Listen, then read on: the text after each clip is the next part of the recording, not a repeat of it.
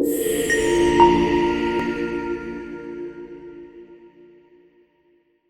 everybody, welcome back to MTTV. We've just done a short video on how to put the MG2 into the boot. We're going to do it again, but we're going to actually add on the end of how you take it out of the boot as well. So Pam's driving it up, she's going to fold it all up like she did last time. It's good to go through these things again because it gives you, a different view of how it goes. So we're folding it all down, tightening it all up.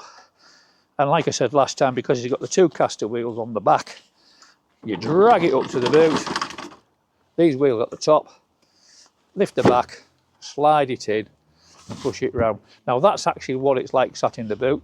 I'm now going to show you how you take it out. Basically it's just the reverse procedure. So you lift the back end round, bring your wheels to the back, let that lower down onto the floor like so,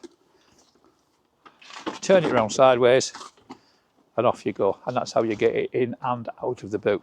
And like I said in the last video, that means that you can sometimes, depending on your car, because this actually car's quite high, on some of your car you can actually get one of the cheaper scooters that's heavier, but because you're lifting it that way, you can do both. Also like to ask you a favour. I don't usually ask, but I'm going to start asking from now on. Will you like and subscribe, please, because it really does help us to help you. Thank you very much.